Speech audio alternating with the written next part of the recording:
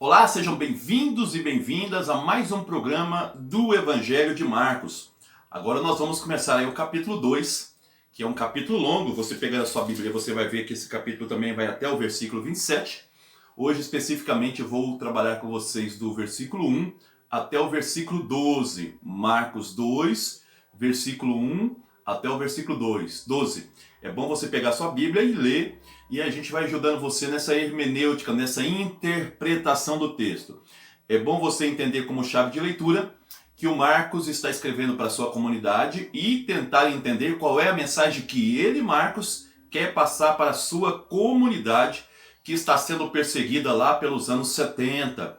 Um dado importante aqui, do capítulo 2, versículo 1, até o capítulo 3, versículo 1, então de 2:1 até o Marcos 3, versículo 6, melhor dizendo, tá? Então do Marcos, capítulo 2, versículo 1, até Marcos 3, versículo 6, nós temos um bloco único. Qual é a mensagem desse bloco único? Existe um tempo novo que foi inaugurado com Jesus e um tempo novo exige uma conduta nova. Então aqui nós vamos ver o conflito entre o novo, Jesus, e o velho, a velha prática religiosa judaica. Então Jesus vai apresentar o novo e exige condutas novas dos seus seguidores, e por outro lado, a prática antiga, o velho judaísmo, vai entrar em conflito com Jesus através dos doutores da lei, dos fariseus e assim por diante. Esse é o primeiro ponto, então, para entender. Estamos aqui dentro de um bloco. Esse bloco ele tem algumas reflexões. Por exemplo, nós vamos ver hoje a cura do paralítico, mas depois o chamado de Levi, depois a refeição com os pescadores, depois o debate sobre o jejum, e depois as espigas arrancadas, e no capítulo 3, versículo de 1 a 6, a cura de um homem com a mão atrofiada. Então, qual é a mensagem, né, desse bloco? Tudo. Prática nova exige, tá? Tempo novo exige prática nova. Então, novos comportamentos frente àquilo que Jesus veio a anunciar. Esse é o objetivo, tá? O que se pode e o que não se pode fazer. Essa é aí a reflexão que o Marcos está nos chamando a atenção, principalmente para a sua comunidade. O que se pode fazer e o que não se pode fazer. Quais são os critérios que nós temos para agir? Marcos então vai usar Jesus para dizer isso para a sua comunidade. Quais são os critérios que nós devemos fazer para agir? Qual é a consequência desse bloco? Já apresentei. O conflito entre o novo e o velho. Ok? Então vamos aí ao texto. Marcos 2, versículo de 1 até 12. Não esquecer que até o capítulo 8, principalmente, vai sobressair nessa parte do Marcos duas estruturas. Cura e expulsão de demônios, tá? Que na verdade ela vai se encontrar como a mesma coisa, cura e expulsão de demônio, e por outro lado Jesus ensinando. Então quais são as duas estruturas? Jesus que ensina, Jesus que cura e expulsa os demônios. Quando Jesus ensina, ele é o servo de Deus, está dizendo aí o Marcos. Quando ele cura e expulsa demônios, ele é o Messias. Então para o Marcos, Jesus é o servo de Deus, Jesus é o Messias. Então nós vamos começar aí com essa cura. Então ao curar, Jesus, ele é o Messias. Mas vocês vão ver também que ele vai estar ensinando. Ele é o servo de Deus. Mas vamos começar aqui ponto por ponto para a gente entender. O Marcos começa esse capítulo 2 dizendo que Jesus está em casa. Na Bíblia, como chave de leitura, casa é sinônimo da comunidade. O Marcos está dizendo para a sua comunidade que nela Jesus se encontra. Jesus está sempre presente na vida da comunidade. Então Jesus é protegido pela comunidade. É isso que o Marcos está dizendo. A casa protege, a comunidade protege. A comunidade aqui no Evangelho vamos dizer, simbolizado pela multidão. Essa multidão ela é excluída, ela é marginal, mas Jesus não importa com isso. Jesus ele não rotula as pessoas em puras e impuras. Ele está acolhendo a todas. Lembra que no capítulo anterior, Jesus ele teve que viver fora, porque ele também foi tido como excluído porque tocou no leproso. Jesus volta a Cafarnaum, a sua cidade, na casa, na comunidade, e essa multidão ela está sedenta de Jesus. Ela está sedenta da vida que Jesus produz. porque as autoridades não produzem vida, as autoridades não produzem misericórdia, e Jesus sim. Então essa comunidade excluída, possivelmente muitos impuros ali, estão atrás de Jesus para que Jesus dê a eles a vida tão necessária. Essa é a primeira parte importante. Jesus está anunciando a palavra, está dizendo Marcos aí. E o que ele ensinava? Marcos nunca diz o que Jesus ensina. Quando Marcos falar Jesus ensinava, logo depois ele vai mostrar uma prática de Jesus, nesse caso a cura. Então o que Jesus ensina? Ensina a prática. É isso que o Marcos está dizendo. Jesus ensina a curar curando, Jesus ensina a amar amando, Jesus ensina a misericórdia sendo misericordioso. E aqui então a comunidade de Marcos, ela narra um fato interessante, um ato de fé. Um paralítico, ele, vamos dizer, se ele desce dentro da comunidade através aí da abertura do teto. O Evangelho do Marcos, ele vai dizer que em contexto de perseguições, a melhor forma de seguir Jesus é tendo fé. Então não é Jesus que cura, sempre é a fé das pessoas. Só há curas quando existirem fé. Enquanto não existir fé, não vamos encontrar cura de Jesus segundo Marcos. Só vamos sair das perseguições se nós acreditarmos em Jesus, está dizendo Marcos. Então o evangelho aqui do capítulo 2 começa com esse ato de fé.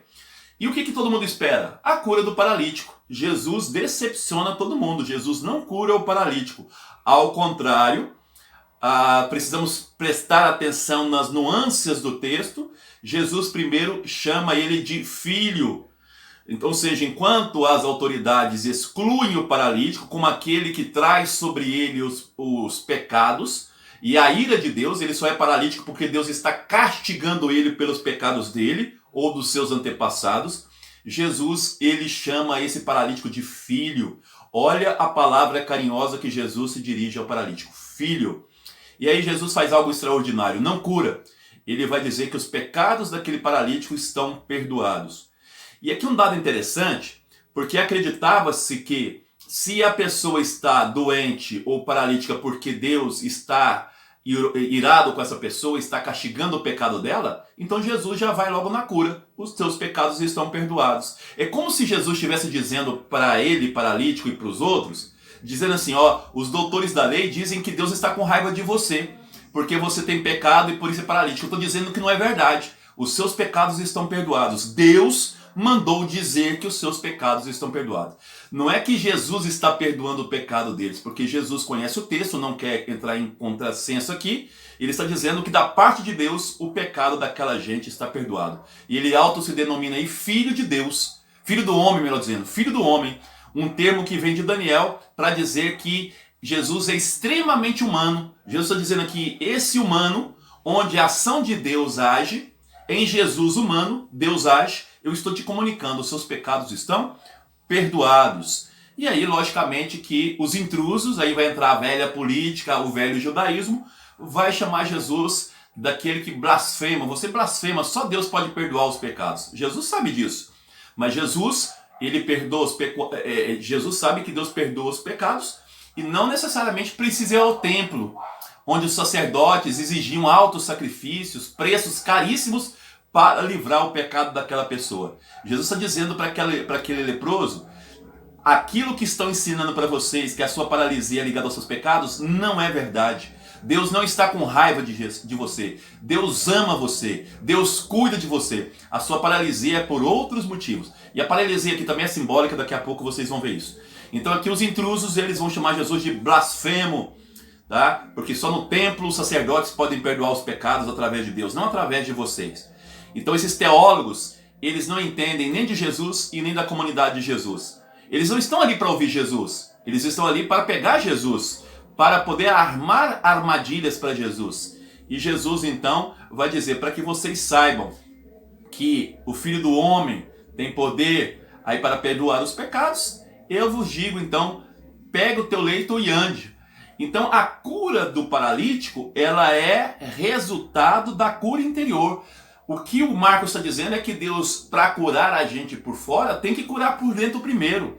Nós precisamos ter fé que as ações de Deus podem curar a gente por dentro. E curar aqui por dentro é curar os pecados, os nossos erros. Quando aqui por dentro está curado, por fora também vai estar curado. Isso é muito importante. Então é uma prática libertadora, uma cura integral, não só do físico, mas também do espiritual, não só do físico, mas também das ideias errôneas que nós trazemos de dentro, como que Deus castiga, Deus pune, nada disso, dizendo Jesus. Deus não castiga, Deus não pune, Deus não deixa de te amar a hora nenhuma, Deus não te abandona. Se você passar a acreditar nisso, a sua vida transforma. Mude aqui, está dizendo Jesus, e aqui, que as coisas vão transformar. Por isso que a paralisia dele é mais do que física. Aqui o Evangelho dá a entender que é uma paralisia física na leitura de hoje. Aqui o Marcos não fala que tipo de paralisia, mas fica claro que a paralisia desse homem não é das pernas. A paralisia dele são de coisas que impedem ele de andar. Por exemplo, acreditar que Deus não ama. Por exemplo, não acreditar nele. Pessoas que têm que carregar ele para chegar até Jesus. Muitas pessoas são muletas para chegar até o outro. Jesus está dizendo, você pode andar por sua própria conta. Outras pessoas tiveram fé e te trouxeram aqui. Agora é a hora de você agir. Então toma teu leito e ande. Por esses que te trouxeram aqui. Então Jesus ele nos cura de várias paralisias que nos impedem de ir ao encontro de Deus.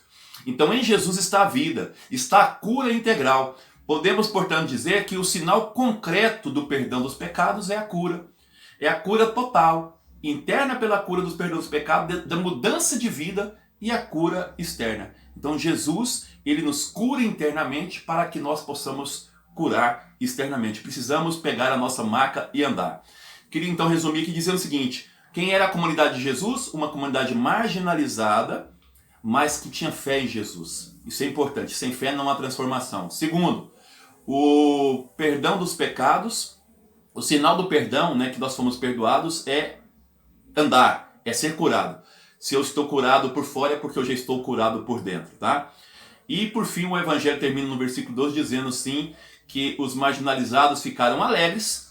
Nunca vimos, diz aqui no versículo 12, é muito interessante, diz aqui, ó, você pode pegar a tua Bíblia em Marcos, lá no capítulo 2, versículo 12, termina assim, ó, nunca vimos coisa igual. Nunca vimos coisa igual.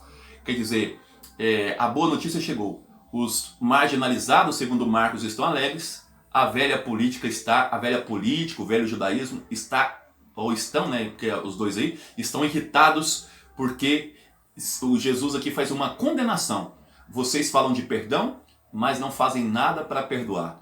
Vocês fazem discursos bonitos de perdoar, mas não integram a comunidade. Fica separando entre puros e impuros. Vocês falam de perdão, mas afastam as pessoas de Deus. Eu não falo de perdão. Apenas eu sou o perdão. Eu dou o perdão que Deus traz para essas pessoas. Essas pessoas são perdoadas porque Deus os ama, diferente de vocês que falam de perdão para ganhar em cima delas. Essa é a mensagem de Jesus. Jesus denuncia o velho sistema religioso da época, o velho sistema que faz com que as pessoas sejam paralíticas, não andem até Deus. É isso aí, um abraço, até o próximo programa.